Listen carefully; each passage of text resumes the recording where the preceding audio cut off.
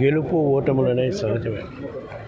కానీ మన రాష్ట్రంలో ఈ ఎలక్షన్స్ తర్వాత, మరీ ముఖ్యంగా కౌంటింగ్ తర్వాత రాష్ట్ర వ్యాప్తంగా వైఎస్ఆర్ కాంగ్రెస్ పార్టీ నాయకులపై, కార్యకర్తలపై, వైఎస్ఆర్ కాంగ్రెస్ పార్టీ నాయకుల ఆస్తులపై, ప్రభుత్వ ఆస్తులపై జరుగుతున్న దాడులు చూస్తే చాలా ఘోరంగా ఉంది పరిస్థితి.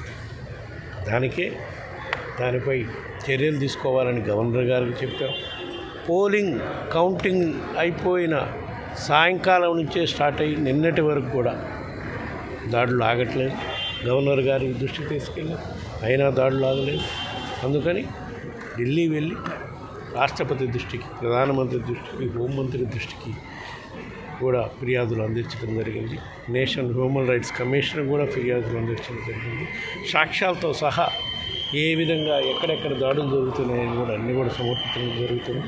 తప్పకుండా రాబోయే రోజుల్లో వీటన్నిటికీ అరికట్టే విధంగా రాష్ట్ర ప్రభుత్వం చర్యలు తీసుకుంటుందని, లేని పక్షంలో కేంద్ర ప్రభుత్వం అయినా సరే వాళ్ళు కూడా ఇక్కడ ఎన్డీఏ రాష్ట్రంలో ఉండే ఎన్డీఏలో భాగస్వామ్య పార్టీ కాబట్టి వాళ్ళైనా చర్యలు తీసుకొని రాష్ట్రంలో ప్రశాంత వాతావరణం వచ్చే విధంగా కోరుకుంటున్నాం.